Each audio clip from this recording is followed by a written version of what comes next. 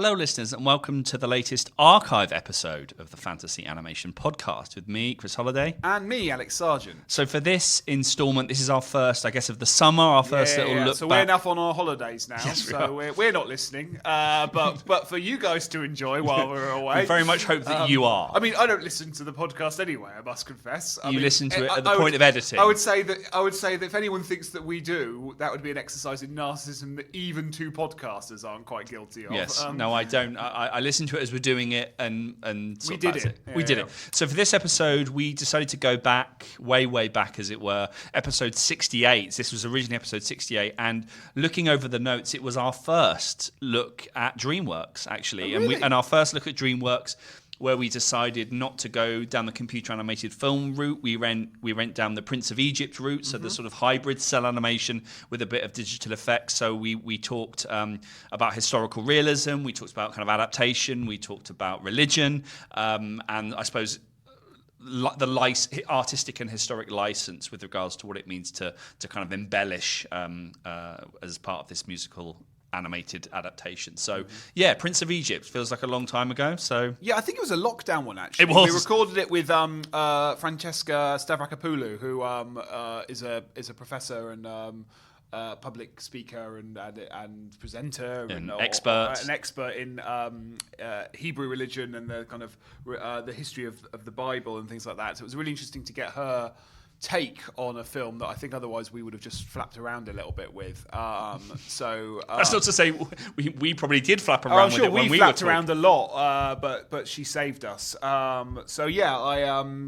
It was a good chat. I remember being very impressed with the movie. I think I'd seen it before we watched. No, I hadn't seen it. I hadn't seen it either. So I remember being quite impressed with the movie, and obviously I think we get into all the kind of various ways in which it engages with all the aspects of fantasy and animation, as well as Francesca's own research interests and expertise. This was at the very beginning of this was March 2021. So right. It feels like it kind of flew by. I remember talking about. DreamWorks as a particular kind of studio, and also Star Voices. We talked a lot about Star Voices and vocal performance because there's a number of interesting, I think, voice artists, kind of character actors that are performing in the film. So I knew less about the sort of narrative in and of itself, and more about the place, what this film did in relation to DreamWorks as a Hollywood studio. So I felt like with this one we had three different perspectives. We could each, this is the value of having guests. Like we would have, as you said, kind of grappled with it in a particular kind of way, but to have somebody who is a kind of professor of the Hebrew Bible and ancient religion, I think that gave us some stuff to talk about that we wouldn't have been able to get to. So thank you to Francesca. And I probably made this joke on the podcast. That's the sort of thing I'd say, but also Val Kilmer. So enjoy all that. We'll let you listen to it.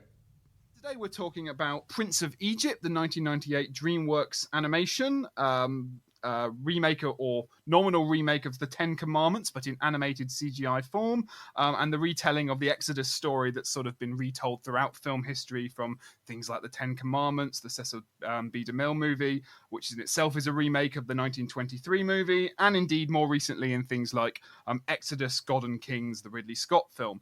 So it's a story that's been well told over and over again in film history, and in terms of my sort of status as a fantasy historian and theorist, it's a really interesting story because it's one that kind of has always been embellished and played with cinematically, and it really kind of trips that line between when we can start talking about a theological or religious text like this as religion or as fantasy or as somewhere in between, and that raises a lot of debates that have been well rehearsed in sort of fantasy scholarship about where the line is drawn, or indeed if you can draw that line.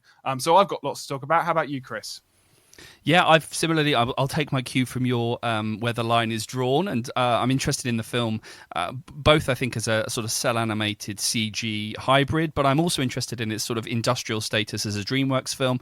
There's a degree of, I think, ontological sincerity to the film and the way that the narrative is told, and I think there are also some interesting links that have been made between the film and Disney animation of the period, and also I think 1998 is a particularly interesting year for American animation. So, really excited to get going on this one. And we have a very special guest join us on the podcast to help us unpack this and more about the film, Francesca Stavrakopoulou, who is Professor of Hebrew Bible and Ancient Religious Studies at the University of Exeter. You might recognise Francesca from the BBC television documentary Bible's Buried Secrets, which I believe is now airing on at least the US version of Netflix, so any US listeners out there can catch that. And she's also the author of many academic books on this subject, including God and Anatomy, and Land of Our Fathers, which, as a proud son of a Welshman, I'm disappointed to learn wasn't about the history of Welsh identity, but instead the role of ancestor veneration in biblical land. Francesca, thanks so much for coming on the podcast. Thank you very much for having me. Thank you. And actually, I'm my mum's quarter Welsh, and so that book title was a little nod to her and her ancestry. Great. Okay. Well, there's no way we can bring that into the discussion, I don't think. But if you can think of it, great, we'll go for it. So, Francesca, thanks for joining us. And with your expertise and your research, it'd be really interesting to sort of start the conversation on Prince of Egypt with some sort of general stuff on the Exodus story. Obviously, it's a very famous story from the Bible, as well as the Torah and various other Judeo-Islamic religions. Could you give us a bit of a summary of, I guess, the story itself, some thoughts on where it comes from, and sort of where it sits within contemporary, religious studies or religious culture, in terms of an important story that seems to be retold again and again as one of the sort of focal points of Old Testament studies, I guess. Well, as you said, it's the central story within both the Jewish Bible and the Christian Bible. So we know the Christian Bible as the Bible, and obviously within Christianity that it's the bit known as the Old Testament. Within Jewish tradition, obviously the Jewish Bible is called Tanakh. Doesn't have all that stuff about Jesus in it, obviously. And within Tanakh, the first 5 books of the Bible are the Torah, and Exodus is one of the books, or more properly, one of the scrolls in the ancient collection known as the Torah, which basically means teaching or law. But Exodus, like the story of Exodus, so not just as a text, but as a foundation narrative, is absolutely crucial to the understanding of the nature of the deity Yahweh and his relationship with the people known as the Israelites. Story is basically that a load of Israelites have ended up in Egypt, enslaved in Egypt. And that was kind of culturally, that's a very common motif. People were always going up and down into Egypt, given that Egypt's like a culture and an economy that's relies on the Nile rather than rainfall. It's very common for groups to move in and out of this area.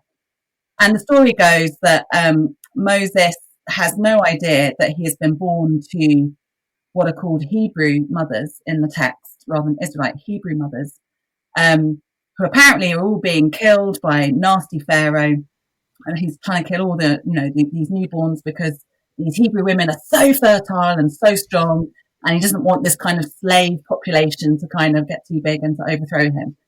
So Moses is set in a little basket of reeds, floats down the Nile, picked up by a royal woman in the palace in Egypt, and is sort of makes good in the Egyptian court. So in that sense, there's nothing particularly original about it. I mean, there are various much older Mesopotamian traditions in which kings boast of being sort of set into a little basket and having this miraculous deliverance from a near-death experience when they were babies, and then sort of being set into the river waters and kind of saved and kind of being raised up into greatness. So nothing original there.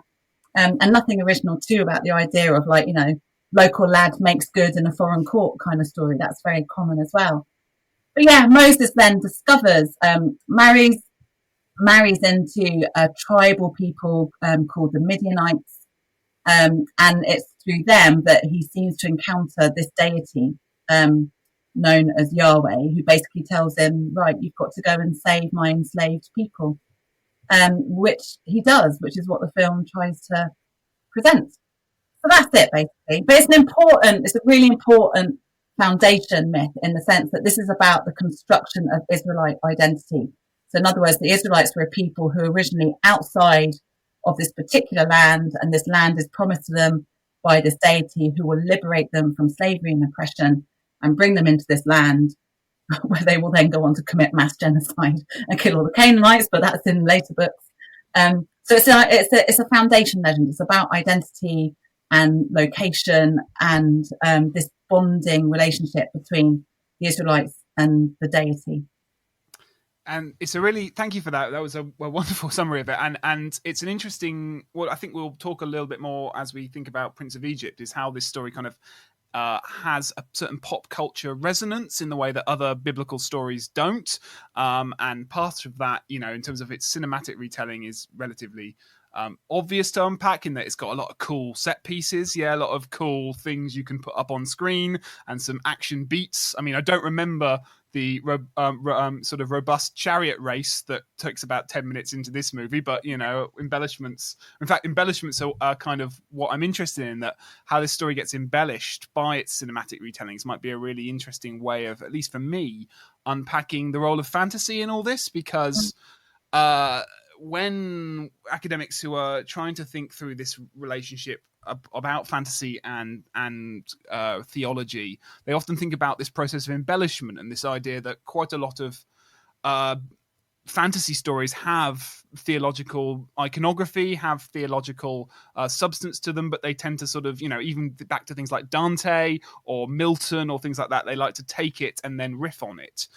So I guess I'm interested in, just from the sort of first viewing of it more recently and to get us going on the film, what do you think were you struck by anything watching it this time that sort of it was adding particularly to this legend or something that spoke to its sort of 1998 identity? Yeah, I'd completely forgotten, because obviously I watched it years ago when it first came out. And when I rewatched it again in preparation for talking to you guys, I had forgotten just how Christianized culturally and sort of westernized the story is, and I was quite shocked. And in some ways, that's simply a cultural thing, like, you know, like that chariot race, which is bonkers. But, you know, it's clearly like riffing, you know, you think, oh, that's Ben-Hur, and all the kind of Christianizing theology that comes out of that, like reflecting this very Americanized kind of idea of masculinity and all that kind of stuff. But then other aspects of it are really heavily Christianized as well, like the portrayal of the deity, Yahweh, which we'll probably talk about a bit more when it comes to thinking about fantasy and animation, obviously. But yeah, I was remembered watching it again just how much I loved the way that there's a scene when Moses in the film, when Moses sort of starts to think, he's sort of trying to start to remember that he is originally a Hebrew, and he has this kind of dream, but it's all told in hieroglyphs. It's like he's looking at the hieroglyphics on the walls, and that I thought was amazing. I'd forgotten how much I loved that, because even though it's you know, taking certain liberties with ancient Egyptian iconography, I thought that was really effective. But again, it sort of reminded me that, you know, the West has been obsessed with ancient Egypt, all things ancient Egyptian, for such a long time, particularly, you know, obviously since all the excavation projects back in the 19th century in particular. But yeah, it just made me remember that this is very much a story that's being given a very Western packaging. But, you know, like a colleague of mine who's a retired professor of biblical studies at the University of Sheffield, we were in a conference the other day, and he made the really important comment that, you know, basically the Hebrew Bible in particular, but also the New Testament, everything else that comes after that, everything else that we do in universities, everything else that we study, all of that is just commentary on these set narratives and myths and stories. And I think you see that really clearly in something like Prince of Egypt, which, as you say, is like it's such a well-known story, and there are certain set scenes that we're so familiar with visually because it's been retold so often visually. But I just thought, bloody hell, this is very Western. I'd forgotten quite how sort of Western this was. And I'd forgotten Val Kilmer existed, so that was also a pleasant surprise. I suppose I'm interested in the because you use the word packaging to sort of describe the act of translation, whereas you said these foundational myths or legends that are central to I think you said the construction of Israelite identity, and I suppose the then question of fidelity and the act of retelling, and I know Alex is interested in sort of fantasy's role in this retelling of certain kinds of myths and folkloric traditions, and I think. So I think what I was really struck by, given animation's history of retelling and adaptation and the criticisms, and I remember we've talked about this when we did an episode on on Hercules, this sort of sanitizing, and this is foundational to a lot of sort of writing on Disney, is probably the key kind of example. And DreamWorks has this kind of industrial relationship to Disney. It's in many ways it's a post-Disney studio. It now only makes, what's interesting about Prince of Egypt is that it's one of only a couple of cel-animated films that DreamWorks Animation made. They have now moved on to CG production, so this is one of the kind of early examples where it's only their second film, and it's the second film that was released in 1998, a couple of months after their debut, Ants. So this is them kind of finding their feet, and so what really struck me was how the film sort of declares that it is taking artistic and historic license, like right from the start. And while Disney animated cartoons begin with the storybook, as you well know, and often begin with a voiceover, either an omniscient narrator or a sort of star voice, I think is part of the pleasure of these kinds of movies. You have a star voice and you're waiting to see the character that is going to embody the voice that you know. I was struck by how the film is quite declamatory in the way that, okay, it's already kind of preempting, or at least trying to preempt, I imagine, a series of conversations that the Disney studio have experienced for the past 10 years. And even, this is Prince of Egypt comes a year after Hercules, so 98 and then 97. And I can totally imagine a world in which that title card was added quite late on, as a sort of active response to the kinds of debates that have been circulating, certainly within Disney discourse throughout the 90s, but the way in which the films had been received. What's really interesting, because you said that... You just said that, that title card, because I was really struck by that as well. I thought, oh my God, I'd forgotten they did this. That title card, and there's one at the end as well, which is just, God, we need to talk about that too. But the one at the beginning, you took that to be Disney, DreamWorks declaring, this kind of taking some kind of artistic license with this. Whereas I read that completely opposite way, because it very much says, we believe that this, this is true. I think it uses language of true to the essence or the spirit of the story. And true to the essence, absolutely. Yeah, essence. I was like, are you joking? You have completely fabricated so much of the story, and you have not only sanitized it, but actually really misrepresented quite a lot of what's actually going on in the biblical text. So I was shocked by that. And then the end title card as well. You can imagine that there was a big conversation about that. Because the very last title card, basically, it gives you three biblical quotations, or three scriptural quotations, rather. One from the Hebrew Bible, so from Book of Deuteronomy, that talks about Moses being amazing. One from the New Testament that talks about Moses being amazing. And one from the Quran, which talks about Moses being amazing. Almost as if it's trying to say, this is the story of the great monotheistic Moses and the great monotheistic God. And the way that that's bookending it, as if to make that final title card, having seen the beginning one, it made you think that this is basically the studio trying to say, yeah, this is pretty much what happened. This is pretty much faithful to, theologically robust. This is the theologically robust interpretation of the story. And I just thought, that is bollocks. So just, again, I was struck by the title card. This podcast could be about the title card, unpack the title card, discuss. But I was struck by it as well in that, for my hat, it's like, okay, so what you're telling me is that don't worry, we're not to audiences out there that are seeking this as some sort of visualization of a theological text. Don't worry, we're not going to play around with it. We're going to be true to the essence of it, and that kind of closed down the opportunity to read it as a fantasy movie, which in many ways it could be read as.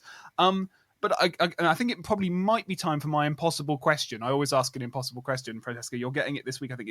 I think I'd like to know how it would be true to the essence, in that, unless I misunderstand this, like this is a story that's been retold, rechanged, realtered, contains elements that, if people don't, many people just don't believe in, and those that do believe in certainly don't recognize as being part of everyday experience.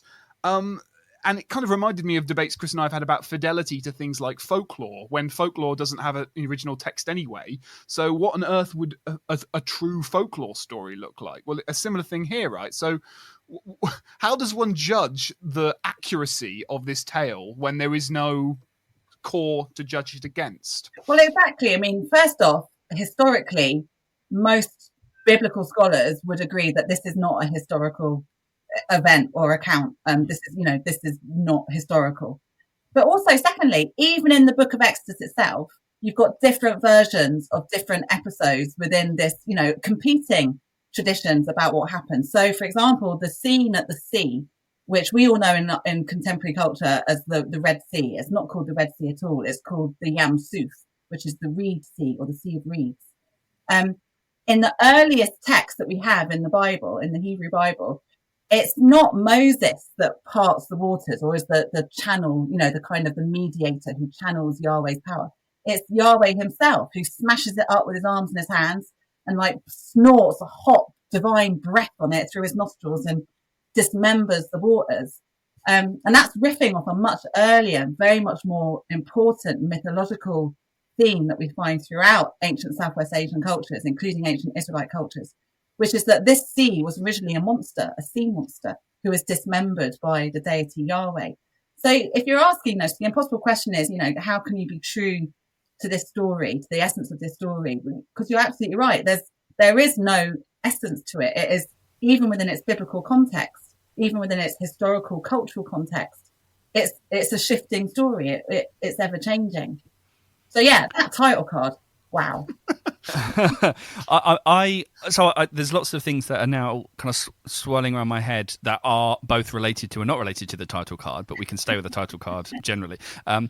One, I think it reminds you of the sorts of debates that are had around animated documentary and the role of animation to be able to visualize something. It's obviously in a different, its differences perhaps one of degree rather than kind, but the ways in which animation can intervene into something truthful like a documentary. So Annabelle Honus-Rowe's book on animated documentary talks about the ways in which animation can be used either as a mimetic substitution to stand in for missing footage, non-mimetic substitution, so a sort of I suppose creating new meaning through a substituted image. But then I think this is the third one is evocation. So kind of using the powers of animation to express something that wasn't captured, but is more of a kind of psychology or psychological state or a feeling.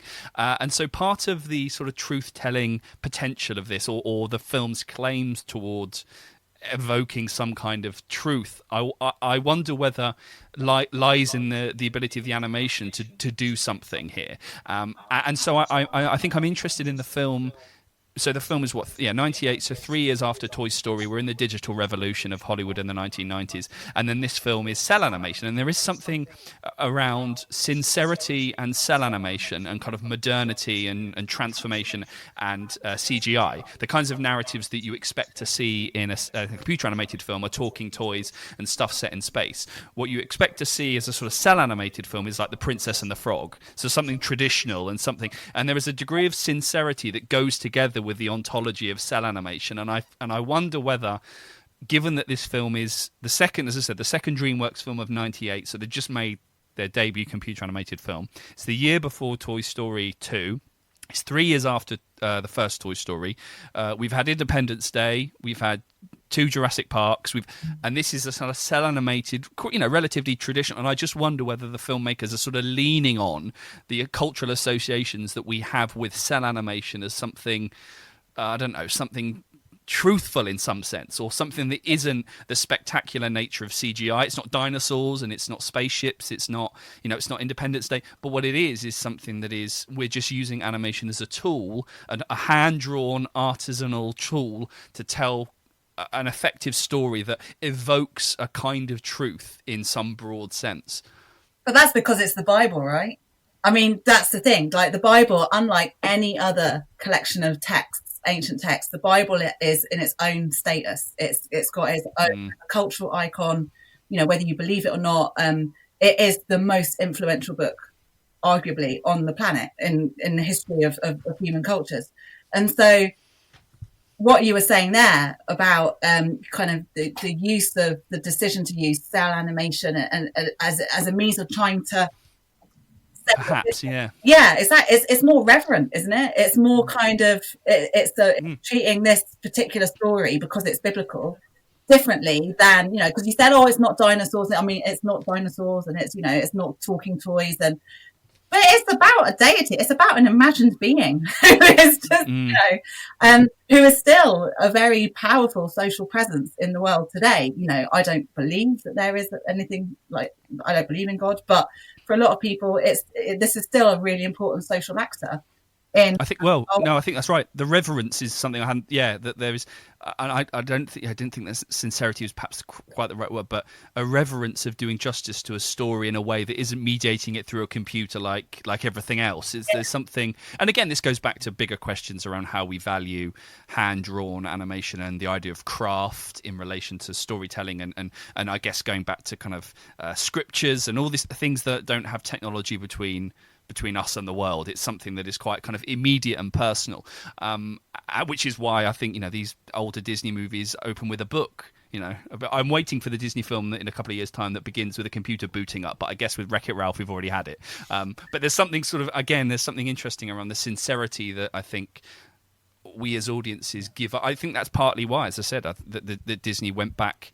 Not only did they go back to a princess narrative in 2009 for The Princess and the Frog, they went back into the medium that we associate princess narratives with, i.e. cel animation. And so there's something striking about the significance or the reverence, I think, is the perfect way to push it. Do you think that might reflect as well, thinking about, because I watched all the credits as well when I rewatched the film, and I was so struck by just the sheer number of people it takes to put together something like this. I always am, anything, teleprogram, whatever it is, like the sheer number of people. But there's something also, isn't there, about that notion of craft and the use of artisans is a really big theme in the film itself, in Prince of Egypt. It's really heavily emphasised all the way through.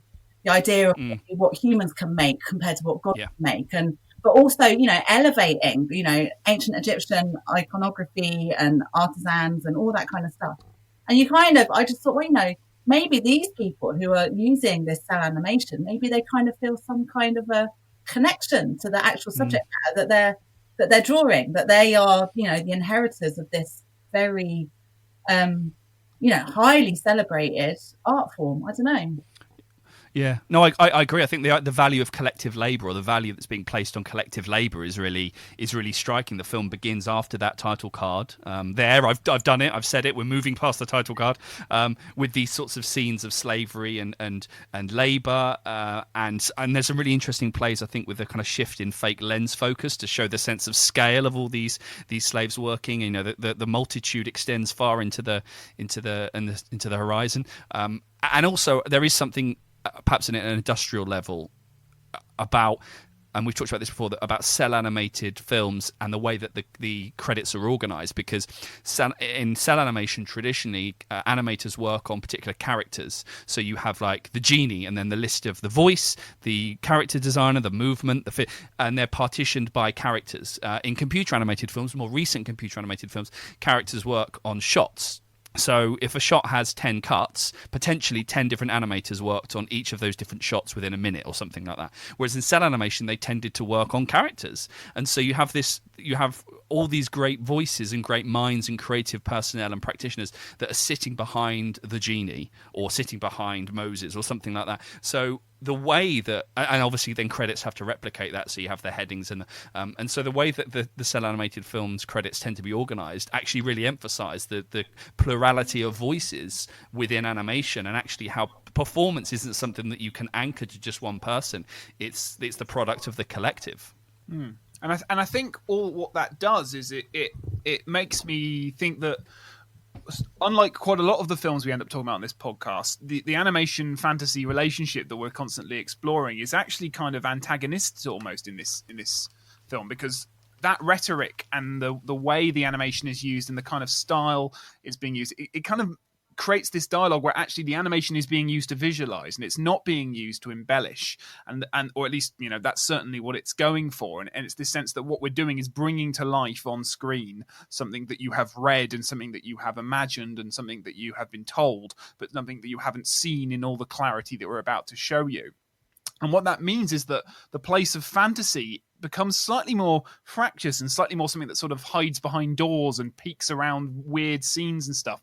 And it becomes where the embellishment for the fantasy comes in, I think, is probably much more in its status as a musical, and the way music and song are being used as moments of embellishment and being quite self-consciously moments of embellishment that, hang on, don't worry, we're going to pause the story for a second and add something to it, but we're doing it for the sake of making it a musical, and that gives us license to embellish, to change, to alter, and add these kind of moments of self-conscious rupture from the original story. So anything from that opening kind of, grand scene where they sort of sing a sort of hymn to God while the sort of prologue happens, to, the kind of one of probably the worst sequences, I must confess, as far as I could see, was the sort of the odd musical number where the kind of henchmen do a very strange song about like Egyptian gods, and it's Steve Martin and Martin Short, and it all goes a bit like I don't know, Emperor's New Groove or something like that. But the musical seems to be the thing that is where the film is comfortable embellishing the story and saying to audiences, now we're having fun and we're going to play with it.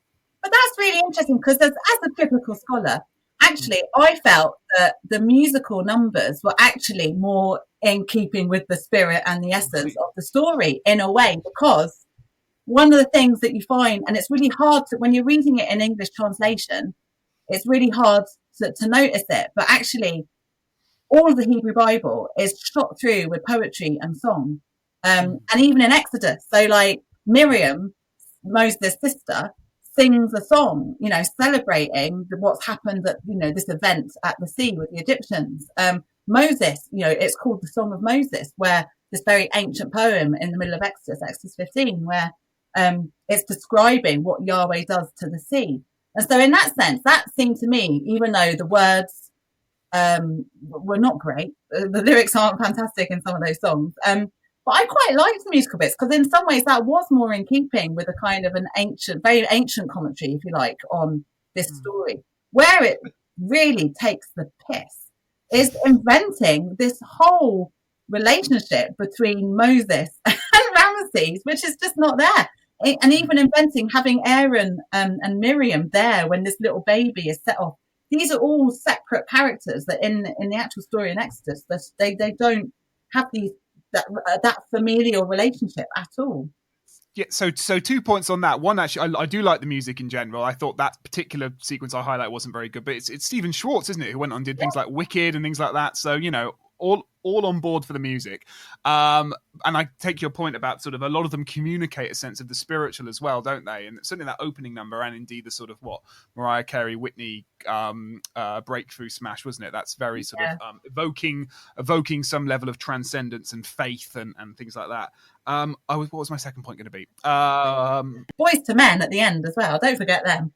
Yeah, actually, and thank you. That's my second point about how late 1990s it is.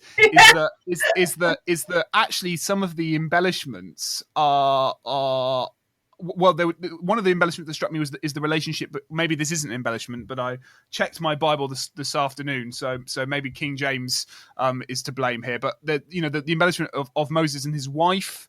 And the sort of meeting in the tent that, she's very much a sort of almost Esmeralda from Hunchback of Notre Dame-esque figure. She's sort of, sexualized and fierce in, quotation marks, and independent in that kind of hollow, I'm going to shout a lot in the first 10 minutes of the movie and then essentially play the domestic wife for the rest of the film stuff. Aaron is Jeff Goldblum, which fine, just because... fine, but very kind of the wisecracking,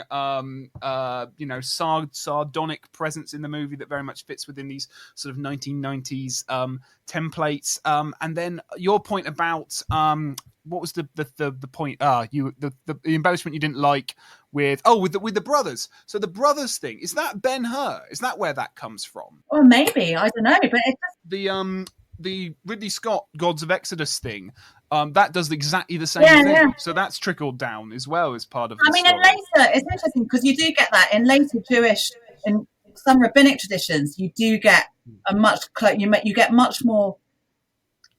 Ancient rabbis and Christian scholars are doing exactly what these animators are doing, which is like they're trying to fill in the gaps that are in the text because there's stuff that the text doesn't say. We have no idea. We have no idea how. How Aaron and Miriam got on. They're never. It's that whole sense of trying to fill in the gaps, the emotional human gaps. We want to find the emotion in any story, don't we? And that's just not in the text. We have no idea about Moses. Moses wouldn't have sort of broken down and wept as Ramesses, cradled the corpse of his dead son. That's not the point. The point was, God's going to kill you lot. That is what a God should do. That's a good thing to do. And killing the firstborn is the most effective way to culturally and socially castrate your enemy, because that's what it's doing. It's kind of cutting off, your descendants. And so all of that emotional stuff, very little of that is in the Hebrew Bible, and certainly in the Hebrew Bible version of Exodus. But you do find that later Jewish and Christian commentators do try and fill in those gaps in ways that are similar to the sorts of things that we find in Western sort of artistic retellings of the story. So to give it that kind of, but yeah, that whole brothers theme is ridiculous. Very cross about that. Were there a certain moment? I mean, I've now got. The minute you said Boys to Men, I wrote down something about Mulan, which is the film that was released 1998. It's Disney's film that was released the same year. Obviously, as we know, it's taking place in China during the Han Dynasty, and also features a wonderful song by the band 98 Degrees featuring Stevie Wonder. So two great songs. The song is called True to Your Life. True to Your Heart. Look it up. Anyway. So I was thinking about what actually this is part of is the 1998-ness of it, and what the film is doing. As one, I think the idea of musicals as poetic embellishment, I think is very, very. One, I think it's very 1998, but it's also ties into this idea of the. Computer animated films are traditionally not musicals, but cel-animated films are. And so Toy Story is not a musical. Toy Story 2 isn't a music. And so the way it uses music is very in keeping with the way that animated features of the late 80s, the Disney Renaissance into the 90s, used music. And so, as you said, the kind of Schwartz-Hans Zimmer collaboration makes the film, I think, really good in lots of ways in the way it uses music. But it's interesting that, as you say, that those musical numbers are, on the one hand, embellishments, but also the most authentic parts of the film. I was also thinking about its use of kind of CGI, and you mentioned as part of the westernized retelling at the start, you talked about the kind of chariot race, and I was thinking that this is the year before the sort of pod race of the Star Wars Phantom Menace, and I was thinking about the rise of kind of first person video games and kind of thrill rides at theme parks. And so I wrote, as part of my notes, you have a kind of, I think it's CG when Moses' basket is kind of flowing down the river. You have that terrific hieroglyphic scene that you mentioned, which I think is where animation is kind of declaring its animationness. This is the bit that isn't the truth bit of it, and what that, I think that sequence does is justify or tries to cast an authenticity onto the bits either side of it by showing this is what animation could do, but we've gone kind of authentic in other bits. And then the kind of, the sort of, I mean, I wrote down it's very similar to The Lion King, Simba, Moses kills a man, leaves, returns to Pride Rock, all that business. But the use of, that sort of first person, remember the chariot race has a lot of point of view shots and so actually, in terms of its expressive use of animation, its digital imagery, there's a lot, and this is a really important. Late 90s is where Disney's starting to integrate more and more digital effects into its predominantly 2D animated films. So this film is very much of 1998 in the way it's starting to integrate and using CG digital technologies for moments of spectacle. And I think that chariot race is kind of. It doesn't fit, but it's kind of terrific in going, this is how we can kind of reorient perspective within animated cartoons using digital technology. And also, the camel was brilliant. When that camel runs away, when he goes off with Zipporah, and you just see that shot of like the back of the camel disappearing with his little legs and his little feet flapping. That was one of my favourite as a highlight for me of the movie. Just that. So. One of the first, we've got a history on this podcast of talking about why animated films tend to make horses into dogs, and I feel like it's the same principle of camels. Basically, all animated horses act like dogs as a general rule, and I feel like that courtesy extends to zebras and also camels. So that's all I've got. That's all I've got to say about that. I mean, so the chariot race happens, and then we get a sort of.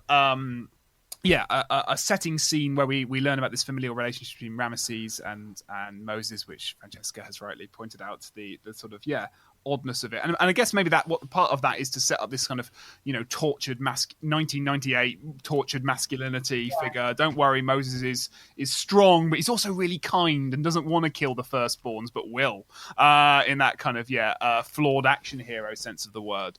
And then I guess now is probably a good point to talk about the sort of Caucasian of all of this, in both in the design, which is sort of very strange to put it sort of blunt, in terms of the different obviously we've got Egyptians, we've got Hebrews. I don't quite know what race the two sidekicks are supposed to be, but they're certainly, I think we could talk about the Semitic or anti-Semitic kind of undertones of those two characters, which is bizarre.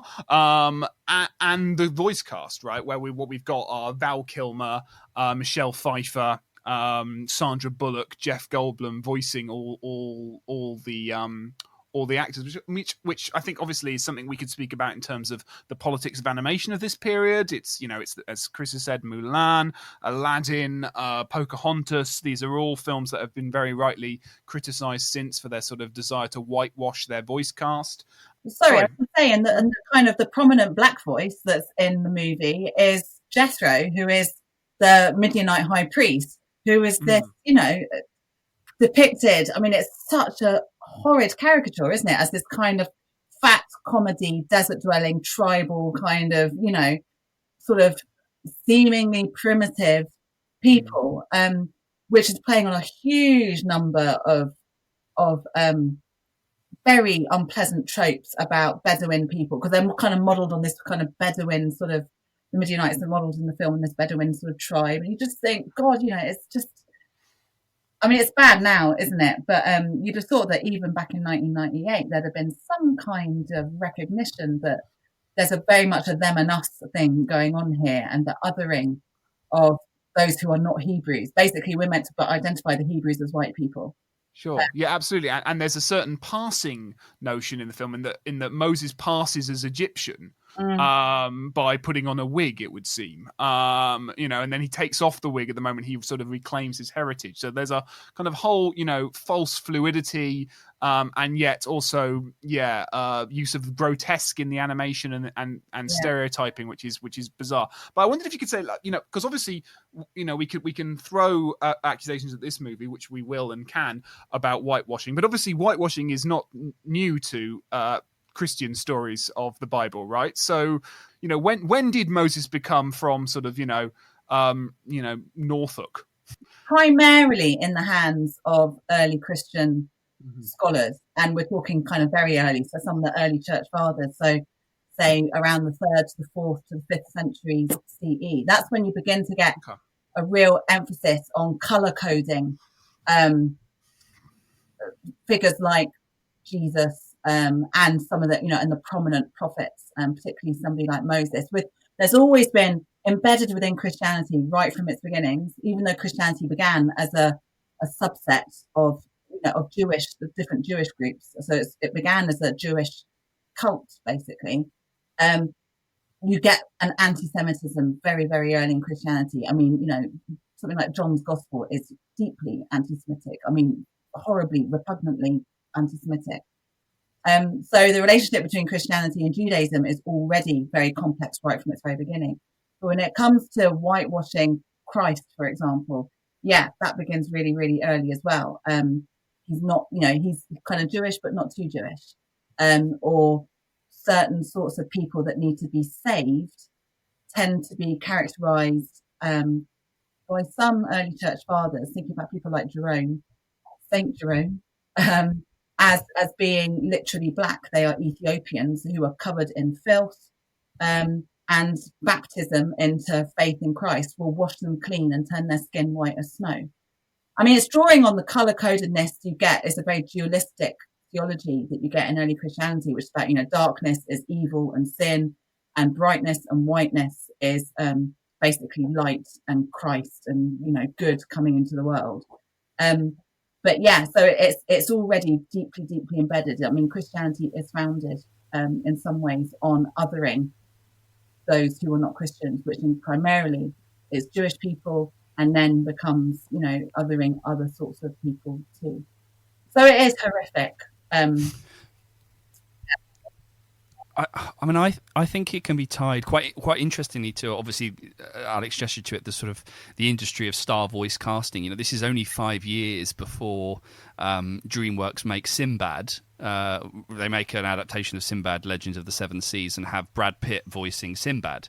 And so there is form in the way that, again, the late 90s-ness of it all, and the rise of sort of star voices against, film is a place where stars are allowed to voice animated characters. Television is where trained voice artists hone their trade. They work on video games, they work on television, long form television series, but animated films are where we can get extent. And this is, as Alex rightly said, this is a sort of an ensemble cast in lots of ways, and the DreamWorks previous film Ants is similarly expansive in the kinds of voice or star voices that it hires, the kind of stars that are part of its cast. And so animation, and we have and will continue to talk about, I think, the issue of having certain kinds of voices voice certain kinds of characters, and what it means for animated stars. We expect stars to sound a certain way. What happens when stars put accents on? How does that work in terms of sort of forms of minstrelsy? All these sorts of this disjuncture between the body and the voice, and how certain bodies are defined physically, certain bodies are given a voice, certain bodies are defined through their intellect, and I think star voices is all part of this. And going through the voice cast for this film, it's great. It's a who's who of people that were famous in the 1990s, and in some cases still are, but it's also a who's who of famous white people who were famous in the 1990s, and Danny Glover. Yeah. And it's sort of a really there are a couple of other non-white performers, but largely speaking, it's kind of comedians. It's Shakespearean, Patrick Stewart. It's stars who had just come off the back of the Speed movies and While You Were Sleeping, Sandra Bullock. It's Catwoman, Michelle Pfeiffer. It's again Shakespeare, Ralph Fiennes. So there are some really interesting kind of body politics that are going on when we think about animated performance and voice artistry, and definitely part of this, when you're telling a story like this, kind of connects up to exactly what Alex said, this kind of the politics of passing and color coding and sort of blackface, essentially. And also, just as a kind of, just thinking about voices and what you hear, it always unsettles me when you hear in movies and TV stuff when God is an American. I mean, not that God should be English either. I mean, it's very interesting that most of the Egyptian characters in this have English accents because they're the end, they're the villains. It's very kind of traditional kind of trope, isn't it, that baddies have English accents. But yeah, it's just you'd have thought that because they're in the music, there's such an emphasis on Middle Eastern, and I'm doing air quotes here, Middle Eastern sounding. You've got a lot of Jewish kind of melodies, and obviously a lot of Jewish hymns, post-biblical Jewish hymns, as well as stuff that draws on the Hebrew Bible, and all of those kind of Middle Eastern sounds in the musical numbers. And yet when God speaks, he doesn't bother to have some kind of vaguely sort of ancient Southwest Asian sort of accent. He doesn't sound, this is a Jewish God we're talking about here. He doesn't sound Jewish in that sense. He doesn't, doesn't speak like somebody from that part of the world at all. And every time I hear God with an American accent, it's this is really not helping the whole kind of problem that America in particular has with its relationship with the Christian God. It is a very unhelpful thing to think that they are made, that God is an American made in the image of his genuine worshippers. I'm probably going to get so much hate for saying that kind of stuff. I just realised. But anyway. Well, in all honesty, we're recording this the week of the US Capitol getting stormed, and then I watched Prince of Egypt, and I must confess, the song "There Can Be Miracles When You Believe." Well, yes, but you can also storm the US Capitol if you believe something, strongly enough, even though there's no reality to it. So I think you're quite right to sort of make those parallels. I'm aware that we're sort of time is getting a little bit away for us, and we've given Chris all his animation context he wants, but we haven't talked about any miracles. And, as a fantasy theorist and historian, I need my miracles. So I'm glad that you mentioned God and burning bush, because that's miracle number one. And I wondered if we could sort of go through them and have a little chat about how they're depicted and what, if there's anything interesting to say about it. To me, I mean, again, I was struck by the voice, and it's Val Kilmer, right? He's doing the dual role, so it's Moses is God, God is Moses, and all of them are united by being Val Kilmer, which is, interesting. And Val Kilmer's a really interesting actor in that, a lot of his roles that made him famous are from, fantasy films. He's Batman, but more importantly, not more importantly, but in my head, he's Mad Mordigan from Willow, which I don't know if anyone's seen Willow, but Willow starts with a midwife putting a chosen prophesized baby into some reeds, shooting them down the river, and Willow, the child ends up in a sort of surrogate family. So Val Kilmer, casting Val Kilmer as Moses nods to a certain pop culture reference that's really important, and then to have that also be the voice of God is really fascinating. There's also an element of Mufasa to the burning tree, in that we've got disembodied ghostly figure with echoey voice booms on screen. Any thoughts on God, I am what I am, or whatever he says? Well, just to be a geek for a moment, we don't know if it is I am what I am. It's just that it's even in the Hebrew, it's really difficult to translate. It doesn't really mean anything. So it seems to be fudging. He basically says, I am Yahweh. That's what he would have said. And he says, you knew me by a different name. You knew me as El, your ancestors knew me as El Shaddai. But actually they didn't know my real name is Yahweh. It's a blatant bit of spin doctoring. It's basically, these are two separate deities in terms of the history of religion that have been cobbled together by these editors in the book of Exodus. Anyway, the burning bush scene, though, is really interesting, because what you've got with the burning bush is this kind of pretty delicate lilac kind of haze around it, which is not the colour of the deity at all. I mean, for a start, the deity had a body. The burning bush is trying to get away. The story in the Hebrew Bible is trying to get away from, it's trying to say that God's body is hidden. And I've just written a whole book on God's body, out later this year.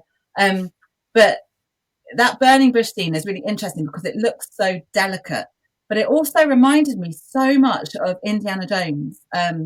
All of those scenes, like the Ark of the Covenant scene, where you kind of, at the very end when the Nazis get fried, and you kind of got this kind of swirling, kind of ghostly, kind of whizzy kind of. And I just thought there's a real nod to Indiana Jones and the Ark of the Covenant there, which I quite enjoyed, even though I find it frustrating as a biblical scholar, because it's just not in the text at all. But this delicate purple kind of haze, Moses would be spinning in his grave if he saw that today. It's not the way that the deity would. This has to be a raging, bright, burning, kind of like a shining, dazzling fire. This is like a divine fire, which is completely different from the very delicate kind of lavender scented sort of burning bush that you get in the film. Well, it's interesting you mentioned Indiana Jones, because obviously the Spielberg connection, that his industrial role in kind of the founding of DreamWorks he is the S of DreamWorks SKG, and then this sort of Indiana Jones action adventure. And I just wonder whether there's something around the development of action cinema in the 90s as a result of a certain kind of move towards digital technologies, that would then culminate in something like the first prequel of the Star Wars films. This film is very exciting. I felt like the connections to Indiana Jones are correct and certainly fit in with the way I think that the film is packaged, to go back to that word, as something that perhaps, I don't know, I live in a world where there is a parallel universe, where there's an adaptation of this on video game and an adaptation on television, and it's very sort of I think packaged as a certain kind of late 90s action adventure. But it really reminded me too of Ghostbusters. Every time you've got a divine being, so supposedly the power of God. And when I was talking earlier about this is very much a Christianized, westernized retelling of this story, it's because whenever you sort of see the presence of the deity, so whether it's this kind of malevolent kind of, the angel of death that comes over Egypt, and kind of, it's this kind of wispy white kind of, sort of a bit like Ghostbusters, when you have some of the ghosts in Ghostbusters, especially the really nasty, frightening ones, like the Will-o'-the-Wisp kind of, they swish around. And it's like that. It's the idea that somehow God is spirit, that God is not like the Egyptian gods who pop up, in that kind of that set scene that's really taking the piss out of polytheism, which annoys me a huge amount. We've got all the different gods. It's kind of like poor Moses. It's just him and his solitary deity versus Pharaoh and his kind of, pantheon of deities. And you just think, well, actually, this is a very, the Hebrew God in this particular film is very much portrayed visually as the God, not of the Hebrew Bible, so of Jewish tradition, but the God of the New Testament. This is a God who is spirit. This is a God who is heard, but not really seen. But when he is seen, it's this puff of kind of air, this kind of supernatural presence rather than a divine presence. If you kind of get the difference that I'm drawing there. So, are we saying here that God has also gone through the sort of, as well as being Christianized, he's gone through the sort of 1998 troubled masculinity treatment, and that he's an all-powerful, omniscient God that could make fire and smite anything he wants, but the fire will be kind of lavender-esque and scented, and I think it is, because you've got some of the kind of classic kind of tropes and motifs from the biblical story itself. So the pillars of fire and stuff when you get to the sea and all that kind of thing. That then, in the Hebrew Bible, are going to lead the Israelites through the wilderness. But yeah, there's generally this kind of very wispy, kind of windy.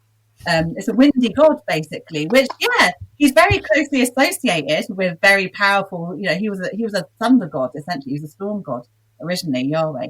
But yeah, it struck me that this was a very kind of, what is God? God is this kind of wispy white spirit sort of thing, which I found, again, very annoying.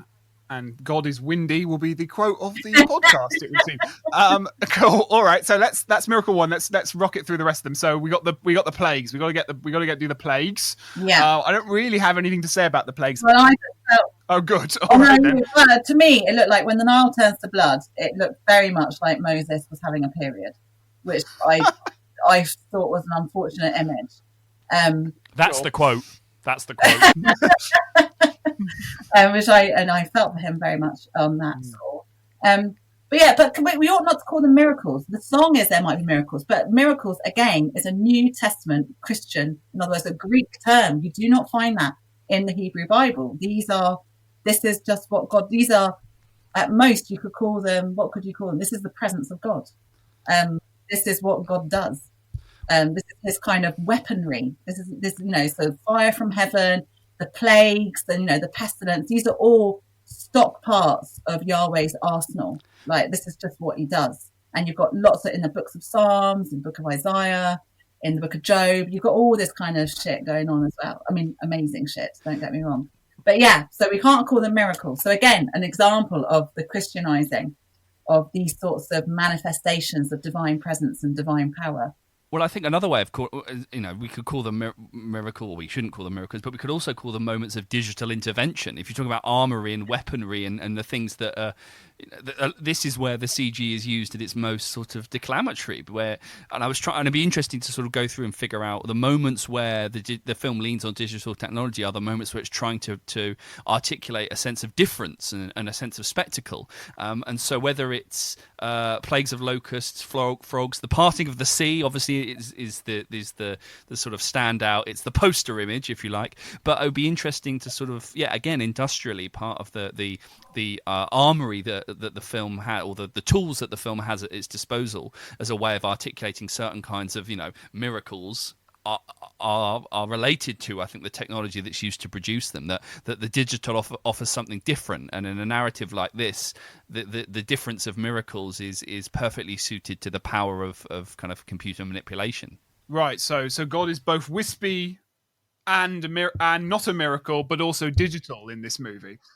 That's interesting what you're saying about miracles, though, Francesca. In that I was thinking about and rereading a few texts on sort of this murky relationship between fantasy and religion, and quite a few theorists have sort of weighed in with this idea that kind of essentially they're cut from the same cloth in that fantasy fiction is a post-European, a European post-Enlightenment phenomenon. It relies on a certain worldview that is largely empirical, but with a certain sort of, Judeo-Christian background.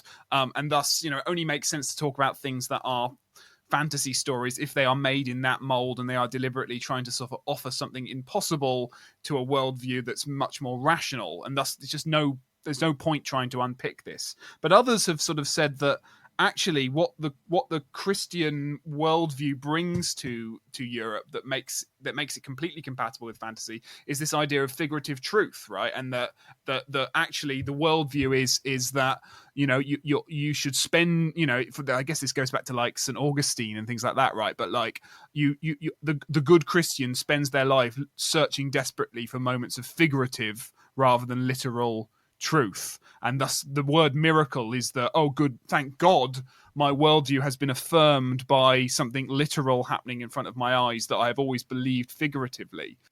Yeah, and that's interesting because when you think about the way in which the film, because actually when we think about the word miracle within its kind of New Testament context, which is why it's so closely associated with the Bible, because that's where it comes from, and it describes the, you know, the power acts, the magic that Jesus performs. And you know, Moses is very much a magician in the Hebrew Bible, just as Jesus is very much a magician in the New Testament. And in the iconography of early Christianity, earliest Christian iconography often shows Jesus as this kind of like, you know, clean-shaven young guy with a magic wand. That's how he performs his miracles.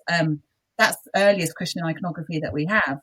And what's so interesting, I think, is that actually what's being presented in the film as a kind of a face-off between divine power on the one hand, which is God, as in Moses God, and magic, which is kind of trickery and fakery by the Egyptian priests. Actually, that idea of magic is, you know, that's a very kind of modern concept of magic, you know, because this was about ritual power. What do you do? What rituals do you perform? What words do you incant? What ingredients do you bring together in order to create a new reality? And that's what ancient religious magic and ancient religious practice was about, and when these texts were originally crafted. And so that kind of false dichotomy between divine power on the one hand and fake, you know, magic, which is trickery, which is tricking people, on the other, or fooling people, is kind of represented in the film, and yet it misunderstands that there's a very kind of fluid relationship between the notion of divine presence and a deity doing something like causing a plague of frogs or locusts to come upon the people, or turning river waters red with blood, or even dismembering the watery body of this kind of sea monster. Like, all of that is completely straightforward. So what we've inherited in the West is the idea that Christianity sits really uncomfortably. There's this tension in Christian culture between the idea that actually the most unbelievable thing happened, which is that Jesus resurrected from the dead.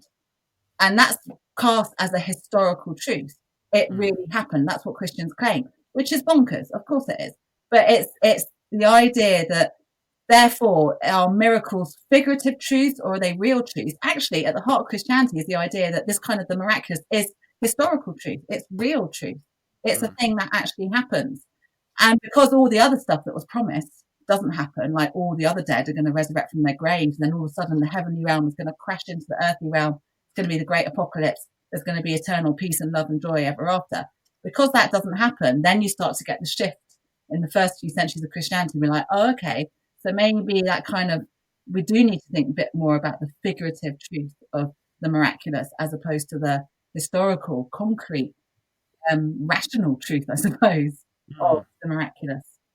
But the film's quite interesting in how it kind of tries to distinguish between divine power on the one hand and the evidence of the divine presence within the earthly realm, and kind of Egyptian magic on the other, because you can't, it would be very difficult, even in the Hebrew Bible stories, it's quite difficult to tell the difference between the stuff that the Egyptian priests do and the stuff that Moses does with his magic wand.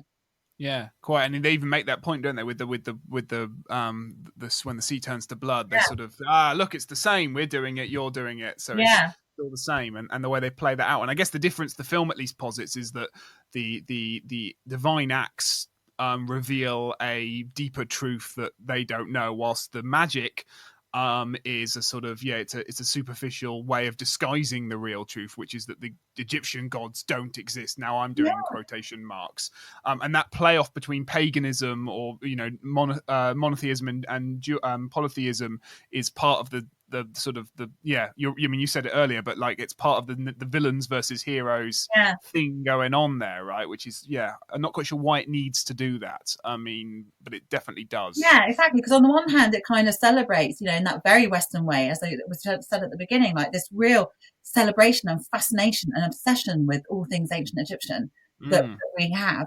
And yet, on the other hand, it completely, it's very derogatory in the way in which it portrays ancient Egyptian religion as somehow cabaret, which is basically the scene that you get in the film, that big musical number. It's just cabaret, and you just think, well, come on a minute, or like folklore and superstition in the kind of it's my God, imagine believing in that whilst the lavender scented bush burns in the background. Exactly.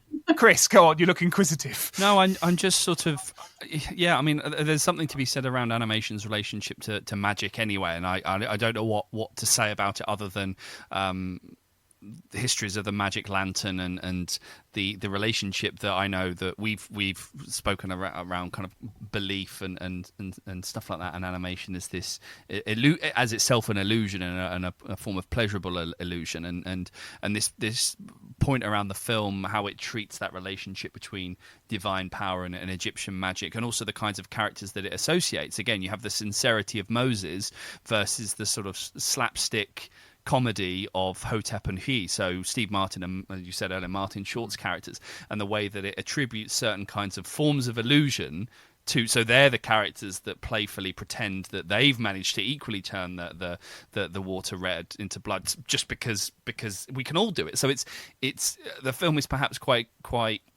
I don't know, clever in the way that it's playing with the idea of truth, belief, how easy it is to do something, how the role of miraculous activity, and how miraculous activity can be used to, at the level of character and narrative, perhaps allow us to I don't know, identify with certain kinds of characters because of their relationship to magic and miracles, and ideas of power and authority. And I think this ties back to sincerity. I was surprised at how, given what we know about DreamWorks animation and what it would go on to do, it would be remiss for me not to mention Sam Summers' book on DreamWorks animation that talks about how this film sort of sets up a series of things that DreamWorks animation kind of disregards. It moves on to stuff like Shrek, things that are a lot more where the film goes. It follows the characters of Steve Martin and Martin Short rather than follow the Moses path.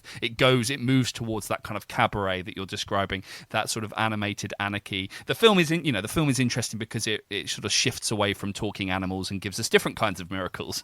But what it does do is that it sets up a kind of DreamWorks identity that ultimately their subsequent films will go on to sort of disregard. They become a lot more hip with their pop culture references, and actually that's part of the reason I quite like this film as a sort of serious exploration into, well, serious in DreamWorks terms, I guess, but it doesn't rely on the kinds of things and the kinds of narrative devices that DreamWorks films that would perhaps go on to do. But no, I like that idea of certain kinds of characters that, and looking at the cast list, I think Steve Martin and Martin Short are the only sort of outward comedians in the cast, and so it is interesting how a film chooses to align them with the superficiality or the superficial illusion of certain kinds of magic tricks that are we see them being performed as tricks by certain kinds of entertainers, as opposed to the truthfulness and the authenticity of Moses, who sort of is allowed to play it a little bit more straight. I feel we should probably wrap up, but I guess as a means of wrapping up, should we say any? We haven't even got to the parting of the waters, and the tablets come down. They managed to squeeze that in. So, is there anything we could just say about the final sort of climactic denouement that needs to be said as a means of wrapping up? I mean, Francesca, you best take this. Well, I mean, the end of the film is my favourite bit, and actually, I remember weeping slightly at the end of the film the first time I saw it. And I got a bit misty-eyed this time, a bit teary-eyed this time. But then I'm a sucker for the right combination of music and that kind of stuff. And I cry in adverts. But one of the things I like best I think, about the sea scene. Firstly, that it looks like the Med, which is hilarious, because like they get there and it's just like this huge kind of ocean in front of them, again reflecting this very kind of Americanized kind of view of what a sea is. But what is really effective about it, and I think what is, again, air quotes, true to the biblical story, is that the Hebrew text often speaks about the waters being piled up in a heap. And I thought they did that really effectively. I really like the way that they did that. I love the silhouettes of the fish and the shark in the waters. I really, really love that bit. Obviously, saving Pharaoh, as far as the Hebrew Bible is concerned, Pharaoh and his army and his chariots are drowned in the sea. The sea goes down on top of them. There's a brilliant early rabbinic tradition in which Yahweh, the God is himself, is holding Pharaoh and he's literally holding them under the waters, trying to drown them. And all his kind of host of heaven are singing. And he says, can you just shut up a minute because I can't hear them screaming? Which is a fantastic, that should be made into some kind of film. But yeah, so I like those bits. And my favourite bit of all is that when Moses comes down the mountain with the tablets, which, again, typically in a nod to the great Ten Commandments film, Charlton Heston, he's carrying these two huge stone slabs. The Hebrew Bible doesn't have that in mind at all. They have in mind little clay tablets, kind of double-sided clay tablets. But the scene is, he looks down into the valley and it's a shot of, if you were coming down what is now known traditionally as Mount Sinai today, as you come down from Mount Sinai, as I've done several times, and you look down and you basically see in the valley below you St. Catherine's Monastery, and it's basically that. And I love the kind of historical realism of that shot, the kind of, the geographical realism of that. It's like, that's the site I have seen. I've been there. And all of a sudden it was animated, and I really enjoyed that bit. And I think that's probably what made me go a bit teary at the end. I'm going to put a shout out in for, I really like the sorts of expressionistic plays. It happens a little bit in the song that has the line, "You're playing with the big boys now." And also the hieroglyphic scene. I do really like the scenes towards the end, I guess the bit before the bits that you're talking about, where Ramesses' son dies, and you have some really expressive plays with kind of light and dark and shadow, and there's a bit where he's sort of standing crestfallen over, I think over the chart, and he's sort of leaning on. I thought that was really kind of evocative. Some of the ways in which I think the film is in many ways it's at its best when it's not trying to kind of represent a continuation of the kinds of hand-drawn hyper-real imagery of Disney films of the 90s. I think it's absolute, and maybe that's where its DreamWorksness comes in. It's most DreamWorksy when it moves away from that kind of hyper-realist aesthetic and more towards a really kind of expressionistic play with how we can use animation, or how they can use animation to evoke a particular kind of story. And actually, I think that's, if I remember rightly, it's where the sort of film is at its most sort of black and white. The color becomes drained from a lot of the final sequences. So when Moses puts his hand on his brother's kind of, or stands behind, I think he's standing behind and he's holding, I thought that was kind of great and really drains out some of the sort of bright orangey colors from earlier on in the film where the slaves are kind of toiling in the sun. I really like that juxtaposition towards the end of the film where the color seems kind of drained out of the film. I really like that bit towards the end. Yeah, and I guess for me, I thought the ending was really interestingly sort of travel narrative-y, and that sort of, that it's very quietly played. We don't get to the Ten Commandments, but obviously we get the very obvious signal of it, but it's not, none of it's in the dialogue, and we get this sort of, scene of them, beginning the walk, so to speak. And it almost reminds me of sort of the end of of like the Lord of the Rings or something like that, and fancies always like to end with a sense that the road goes ever on and on, as Tolkien said, which actually I think if the Bible's number one, I believe the Lord of the Rings is the second highest selling book in Europe and US at least. So there's an interesting chart position for us all. So that idea that sort of, and I've never understood, like I remember as a kid when and I'm not raised in a religious family at all, but we had a copy of the Bible, and I think I must have gone to see Joseph at the West End and got briefly obsessed with early Old Testament history, and like that desire to tell the full story has been a sort of attention within contemporary Hollywood. I believe the Ridley Scott, the Exodus Gods and Kings, the reason it has that weird subtitle in it is because they sort of hoped that maybe if it did well, they'd tell the next bit and the next bit, and sort of, So I'm waiting for the Old Testament miniseries. Probably HBO will make it soon, because there's that sense of that the film is ending, but of course the story carries on. In fact, it says something like that, right? And I was just struck by that. It was quite a muted but triumphant end, which artistically was very, very satisfying. Exactly. Honestly, I've always said it should. I mean, it's been done so many times in so many different ways, hasn't it? But yeah, I would love to see more animated Bible, but being done in a way that has Whitney Houston and Mariah Carey singing on Sure. and does the more kind of eccentric bits rather than just these sort of 3 or 4 stories. Yeah, exactly. The best bits of the Bible. That's what it needs to be called. Cool. Well, on that note, Francesca, thank you so much for going on the podcast. Thanks for sharing your thoughts on this, and it really helped us unpack the film. And I'm sure listeners will appreciate it as well. So thanks so much. I believe you mentioned a book at some point in that discussion. So give us the coming out later this year. 2021, look out for it. Okay, great. So and learn more about God's body and its various parts. Francesca, you can follow Francesca on Twitter, and she's available, freely Googleable. So do check out some of her work if you've not done so already, and I'm sure many have.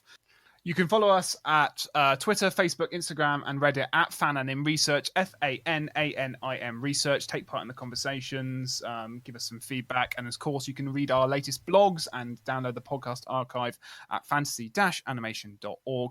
Otherwise, thanks for listening for another week, and we will see you next time. Goodbye. Bye.